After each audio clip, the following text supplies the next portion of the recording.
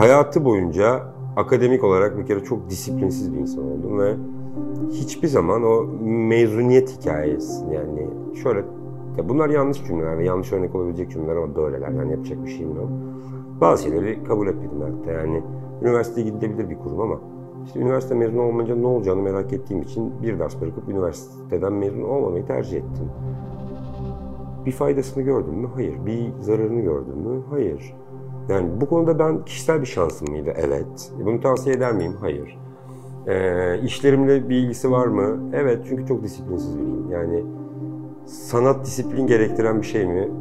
Kim neyi yapıyorsa onu ilgilendirir. Yani ben gerçekten çok bencilce tınlayabilir bu söyleyeceğim ama yani elimden geldiği kadar hiçbir şeyi umursamadan derdimi anlatmaya çalışıyorum. Yani içimden o gün onu nasıl yapmak geliyorsa ya da içimden ne yapmak geliyorsa, bunu biriyle paylaşabilecek kadar kıymet veriyorsam, yani başka birinin hayatından bir saniye bile çalmak istemem.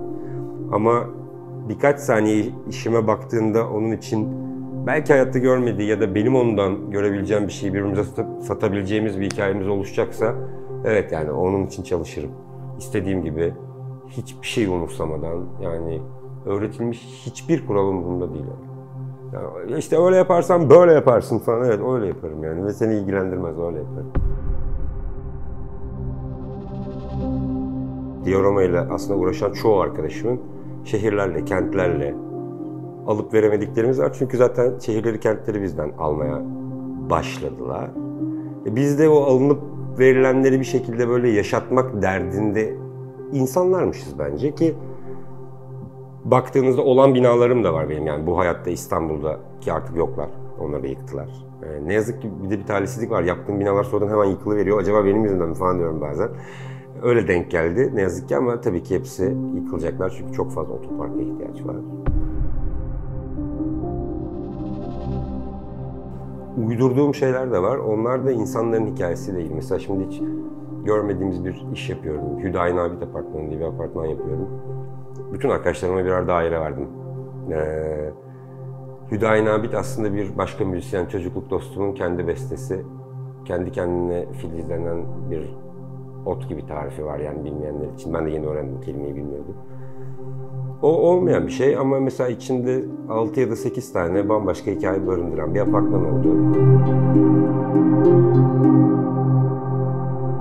TDK'ya göre, Wikipedia'ya göre falan söylenebilecek bir diorama tanım var. Onlar zaten orada varlar. Meraklılar eminim o tanıma sahiptirler ama diorama gerçekten böyle herhangi bir anı dondurmaksa derdi. Evet o, yani o anı dondurmak. Hayatta belki bir daha onu sadece o kadar görmek istemek benim için diorama. Yani başkalarının göremeyeceği, yani küçükken şey olurdu. Walkman zamanında müzik dinlerdim ve herkes aynı parçayı lütfen dinlesin, sanki çok iyi gelecekmiş falan gibi hissederdim ve tabii ki öyle bir şey olmazdı. Burada öyle değil, yani gören herkese belki aynı şeyi anlatabilirim, bir şey hissettirebilirim, belki böyle hani merak ettirebilirim falan gibi bir denklemi var. Diyorum ama o benim için yani soru sorduran, karşılıklı iletişim kurmama böyle çok acayip bir dil bana sağlamış bir yol, anlatma biçimi. Şimdiki zaman için çalışan biriyim. Gelecekle bugüne kadar hiçbir ilgimle alakam olmadı. Yani geleceğini hiçbir zaman düşünmedim, kendi geleceğimi. Yine çok şimdilerde bir adı var, akışta yaşamak falan gibi bir isim koydular ama evet öyle, akışta yaşamak. Yani çünkü bu zamana kadar yaşadığım bir tane önemli deneyim var. 99 depreminde ben Gölcük'te ne yazık ki yaşadım ve hayatın ne kadar böyle pat diye gittik falan diye böyle gidebileceğini anladıktan sonra bir daha hayatı o kadar ciddiye alamadım ne yazık ki. Almayacağım da, onu da biliyorum. Çünkü hayat bana kalırsa yani sizin için farklı olabilir. Bu cümleye kimse katılmayabilir. Lütfen çocuklarınıza belki de bunu izletmeyin ama benim için o kadar ciddi bir şey değil hayat. Şimdilik sadece bunun için belki besteler yapabilirim. Belki böyle müzikler çalan dioramalar uydurabilirim. Var kafamda öyle şeyler ama biraz da böyle teknoloji seven biriyim.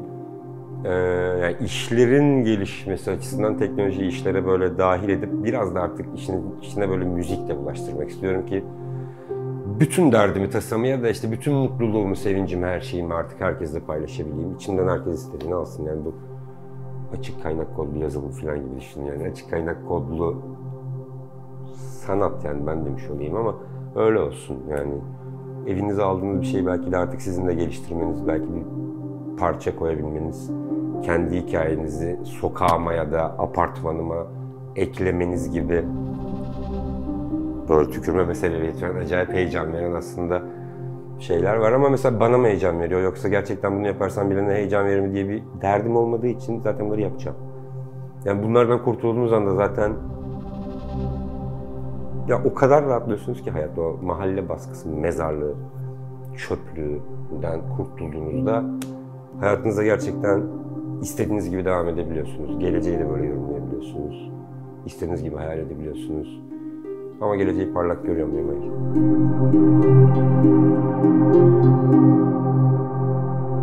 İşte orada bir ev var. İnsanlar aslında böyle "Aa, ne kadar güzel bir ev" falan diyorlar. Kategorilendirmek de istemem ama kategorilendirdiğimizde işleri gören insanları daha dikkatli bakanlar var. Tabii ki yani birçok, hepimiz birbirimizden daha farklıyız bazı konularda. Camda bir bebek var falan diyor ve yani nihayet biri gördü diyorum. Yani görmesini ister miyim o bebeği? Ya da işte o bebek niye orada dediğinde verecek bir cevabım var mı?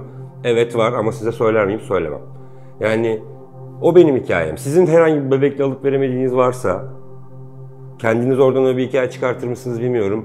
Ya da sizin bebeğiniz camın arkasında yolu izleyen bir bebek midir? Onu da bilmiyorum. Ama benim hayatımın içinde bir bebekle ilgili alıp veremediğim bir hikayem vardı. Onu da bir camın arkasında öyle görmek istedim. Hala da öyle görüyorum. Bütün işlerde insanların sağ olsunlar ince ayrıntı dedikleri her şey aslında başıma gelmiş iyi ve kötü tüm deneyimlerim. Ve yani ben baktıkça hatırladığım, belki aynı şeyleri birilerine hatırlatabilecek, yani kendi aktarmak istediğim bilgiler hayatta. Bu kadar. Ceset gibi gözüküyor mesela. O aslında bir yaratık baktığınızda yani. Çünkü işe bakarken bu kalkıyor mu deyip gazete kağıdını kaldırmayı deneyen birileri oldu. Ve içinden bir yaratık çıkıyor aslında ama bacaklarını gördüğünüz için bir insan sanıyorsunuz. Yukarıdan baktığınızda atlamış olabilir, karşıdan karşıya geçememiş olabilir, belki ceset olmayabilir. Hani bilemiyorum. Ama iş orada. Siz nasıl düşünmek isterseniz yani gene aynı noktaya dönüyor hikaye. Evet, o ceset ya, orada anlaşıyoruz. Doğru. Kimin cesedi olduğunu bilmem. Yani sizin hayatınızdan çıkarmak istediğiniz, öyle görmek istediğiniz biri umarım yoktur. Ya o işin başına gelip o gün kavga ettiği birinin adını ona yakıştırıp ben o yüzden yapmadım yalnız falan dediğim insanlar ve arkadaşlarım da var ama işte algı öyle bir şey yani. Lanet olsun bilmem ne, işte böyle olsun falan. Yapma lütfen, o beddua değil, iş falan dedim yani, anladın mı? Ama öyle algıladı. Belki gazete kağıdını kaldırsa yani altındaki şeyi görse hiç öyle algılamayacaktı ama onu tercih etmedi yani. Sokakta yaşamayı tercih etmiş Kadir isimli bir dostum o evin önünde kalmayı tercih etti. Biz Kadir'le çok iyi ahbap olduk. Ben elimden geleni Kadir için yapmak istedim ama Kadir bana hayattaki gayesinin yani bir sokak adamı olmadığını, daha doğrusu sokak adamı olmayı kendi tercih ettiğini, onun için insanların iyilik yapmasını beklemediğini, hatta orada durmasına bile izin vermediklerini ve kimseye bir zararının olmadığını uzun uzun konuştuğum bir adam. Sonra Kadir kayboldu. Yani ben bir daha Kadir'den haber alamadım ve hayatta tanıştığım, gerçekten söylüyorum, çok şahane insanlardan biri Kadir. Aşevlerinde çalışmış, başkaları için yemek yapmış, zengin bir ailenin evladı, kendi bunu tercih etmiş, ayakları kırılmış. Yani çok garip, bir sürü şey çıkartılabilecek bir hikayesi var ve oraya evim diyordu. Kadir gidince böyle gerçekten Kadir bir daha evi görür mü göremez mi bilemedim ama belki ben bir daha Kadir'i görürüm falan diye, çok da yakın bana diye gittim, evi yaptım. İyi ki de yapmışım. Kadir'i hala göremedim ama görürsem yani gerçekten evde yıkılmış olursa umarım Kadir'in gerçekten başını sokacağı bir evi vardır yani.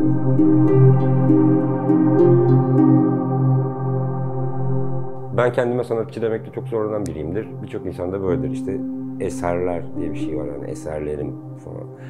Yani teşekkür ederim ama onlar benim eserlerim değiller. Bence malzemeler ve düşüncelerimin malzemedeki dönüşmüş halleri. Yani senin için eser olabilirler, çok teşekkür ederim ama benim için değiller ve benden bunu söylememi bekleyen insanlar var, söyleyemiyorum yani. Benim eserlerim olduğunu sen söyleyebilirsin. Yani onlar benim, gerçekten onlar malzemeler. İçimden geçen iyi ya da kötü her şeyi onlara dönüştürmeyi sağlıyorum yani. Derdim bu. Sanatla ne alakası var dersen bunun, yani benim sanat anlayışım içinde becerebildiğim kısmı bu. sanat izlemeye gelen bir sürü kalabalık insana müzik çalmak mesela çok eğlenceli bir şey.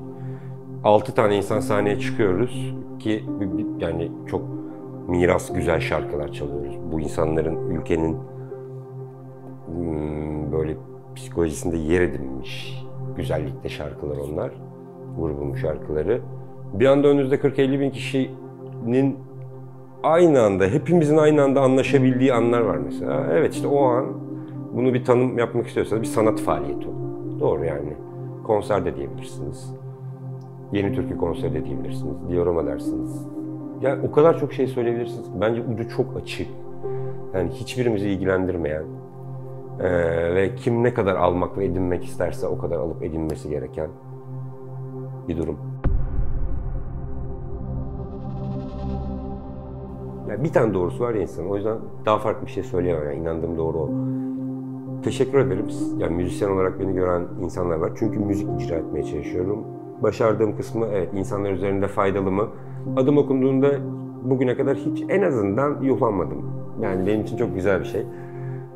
Sonra o dille anlatamadığım bazı şeyleri şimdi bu dille anlatmaya çalıştım. Evet yani gene en baştaki soruya döndük. Yani o derdim mi var? Evet kardeşim derdim var. Bugün adı Diorama, yarın ne bilmiyorum. Yani belki sanat sepetle ilgisi olmayabilir. Yani dünyayı gezerek derdimi bayağı vır diye anlatmam gerektiğini inanırsam bir gün onu da yaparım. Yani konu aslında asla ve asla yani üretmek olmadığını anladım yani. Konu derdimi paylaşmak.